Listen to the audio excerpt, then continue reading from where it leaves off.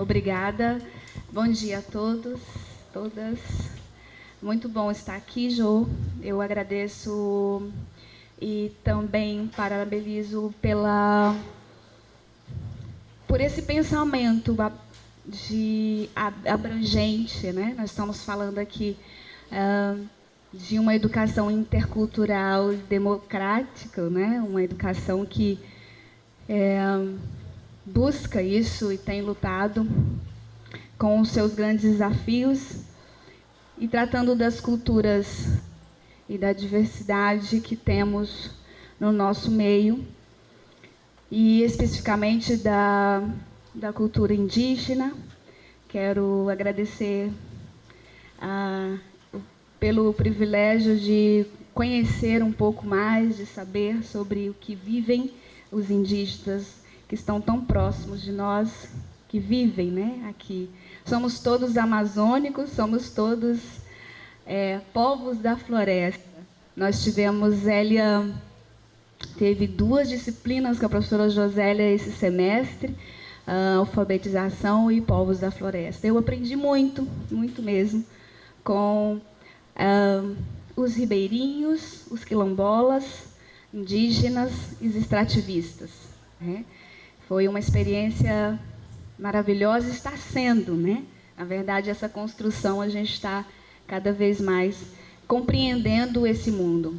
Incrível que Jô pode até afirmar isso, o alunado, o não índio, o não indígena, né? E dentro, falando do surdo, os ouvintes, nós colocamos a comunidade de forma geral, a sociedade, falamos de ouvintes, né? O surdo, e os ouvintes, são a sociedade de forma geral. Desconhece os povos amazônicos, né? Desconhece. Nós vimos isso, essa realidade. Já ouviu falar quilombola? Quem é esse povo, né? O que é isso? E, infelizmente, por estarmos aqui, a nossa visão também do indígena, do ribeirinho, é totalmente distorcida, né? E, de fato, a gente não conhece, não sabe quem são, de fato, de verdade. Bom, eu quero também agradecer às colegas. O processo de tradução e interpretação de um evento é cansativo. Vocês podem observar que nós temos aqui Paula, que está sinalizando à frente para os surdos que estão sentados na plateia, e Keila está fazendo espelho. É uma metodologia, uma forma do aluno da Zélia, né, o participante da mesa, não ficar com o pescoço todo o tempo virada para a intérprete que está aqui ao seu lado. É desconfortável. E também nós temos essa organização dentro da tradução e da interpretação em eventos. Então, ela faz um espelho, fazendo tendo essa acessibilidade, né? Podemos ver. Isso são os meios e a prática do profissional intérprete, né, nos ambientes. E aí, pensando na inclusão, eu gostaria também de deter a fala do Suruí. Ele disse algo muito importante, falando da inclusão, falando do que o indígena precisa, de uma universidade deles, né? De atentar para a cultura, para o resgate de tudo isso, em ambientes que não sejam tão, e cuidando dessa... Que movimento tem, né? Como fazer essa educação sem privar ou sem perder a cultura, os costumes, né? A própria questionamento de receber um diploma aqui, chegar no seu ambiente, na aldeia, e confrontar com os desafios e com as culturas que estão ali presentes, como que acontece essa relação, né? E num ambiente superior, né, na educação superior, ainda os processos ainda de construção de que sejam feitos por eles mesmos, né? Nós falando de nós, nós ensinando para nós, para os nossos, né? Seria dessa forma. Então, a gente vê que isso também para os surdos é realidade. Os surdos, os povos surdos do mundo almejam uma educação que também tenha esse passar de cultura e de identidade, né, dentro dos espaços educacionais. Por isso, brigam por uma educação bilíngue, uma educação na língua brasileira de sinais e a língua portuguesa como segunda língua. Isso desde a educação básica, infantil, fundamental e médio, e também no ensino superior, né?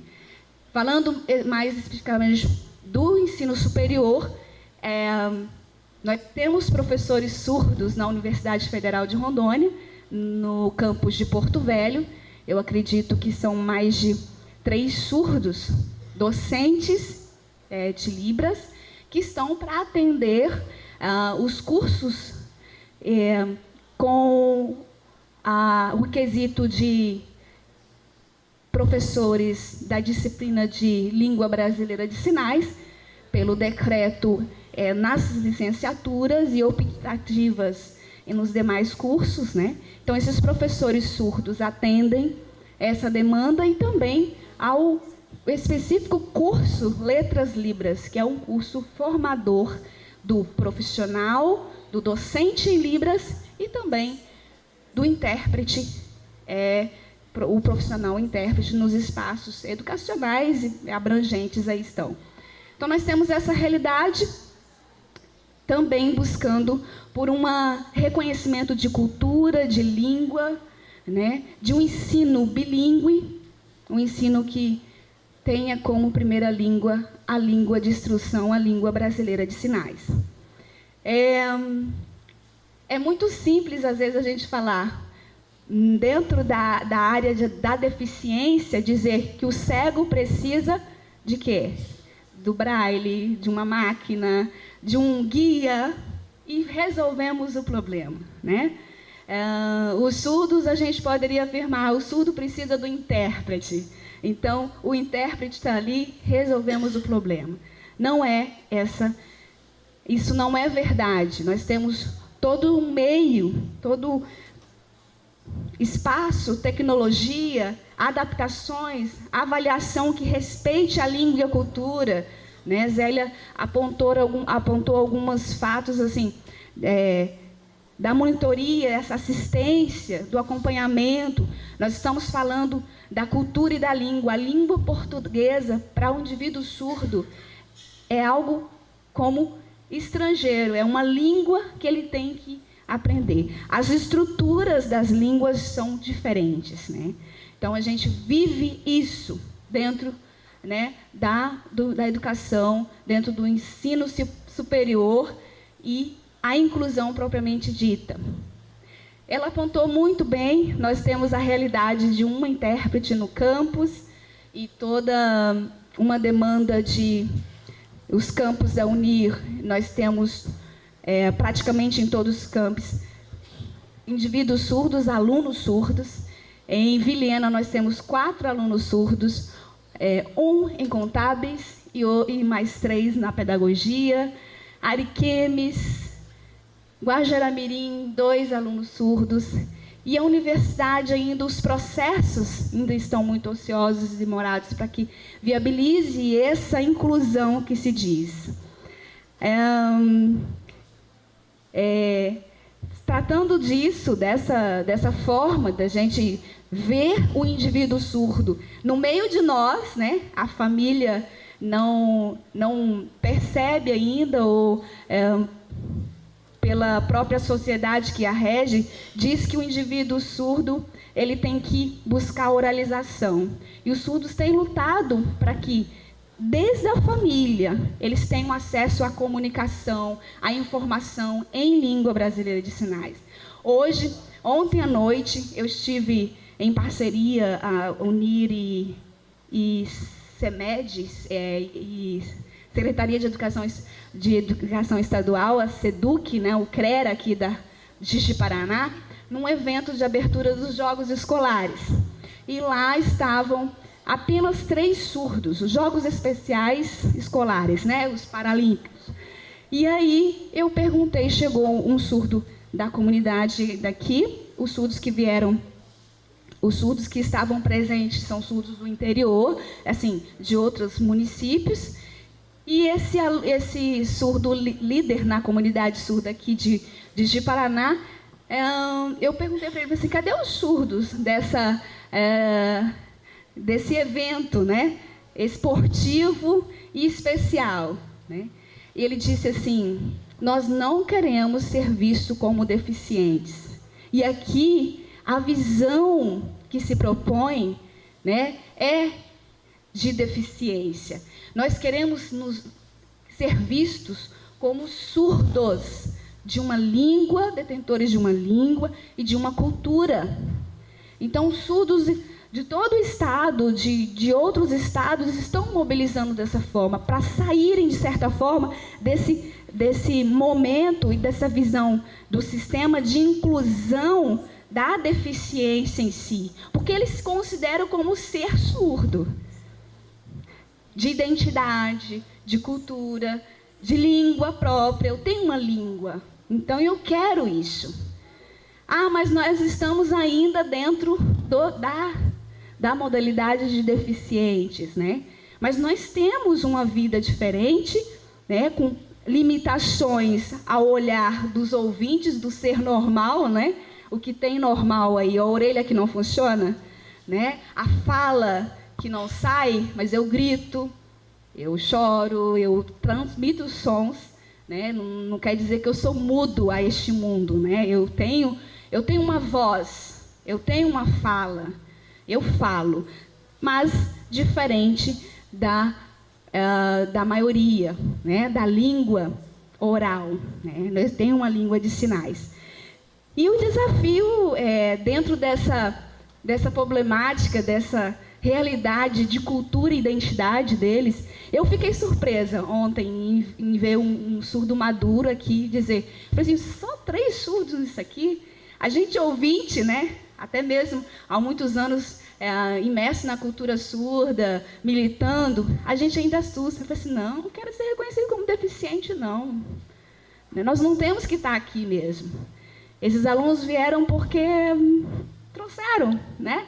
Eles são crianças, eles não têm maturidade. Nós queremos ser reconhecidos como indivíduos culturalmente com identidade do ser surdo. Setembro está chegando, está próximo aí essa semana que vem, e em todo o Brasil nós vamos ter manifestações da comunidade surda em busca de uma educação bilíngue, de direitos linguísticos e culturais nos espaços. E a universidade está aí, né? Eu estava imaginando aqui, pensando, nós vivemos a lei de inclusão, o fomento de inclusão no Brasil já tem umas décadas, né? Mas ainda vai indo, né? E incrível que a universidade, o ensino superior, geralmente forma esse professor da educação básica, né? E agora nós temos a realidade deles estarem aqui. E aí? Sabemos conduzir isso, o sistema, tudo que rege isso, né? Os equipamentos, os códigos de vagas para o intérprete, né? As informações do próprio docente em salas de aula de como falar, direcionar uma pessoa surda, se comunicar, né? Tentar, pelo menos, aprender a língua de sinais. Então, isso é algo que está ainda em processo. Eu quero retomar a Moreira, um grande autor da língua e dos estudos surdos no Brasil. Ele diz que a educação superior, né, as universidades, elas não estão prontas, né? E não estamos, realmente. E não é assim algo de repente no momento. É algo que requer processos. E atitude inclusiva, né, falando de uma cultura e língua diferenciada, a gente percebe que se sugere uma desestabilização do que é instituído, do que já está instituído, né? E o reconhecimento de que nossa sociedade, ela é matizada pela diversidade, pela diferença, que o ser humano é plural e não uniforme, né? Então, é isso. Nós vivemos também uma grande diferença, nós vivemos também uma busca de reconhecimento cultural e linguístico nos ambientes. Ainda diferente dos indígenas, porque ainda na visão da deficiência, né? De uma inclusão que vê o limitado. E o surdo está dizendo, com a minha língua, né, e a minha cultura, eu sou um ser surdo. Isso é difícil para a gente, porque a gente tem em mente, gente, porque assim, é um aparelhinho, é um órgãozinho de entrada, né?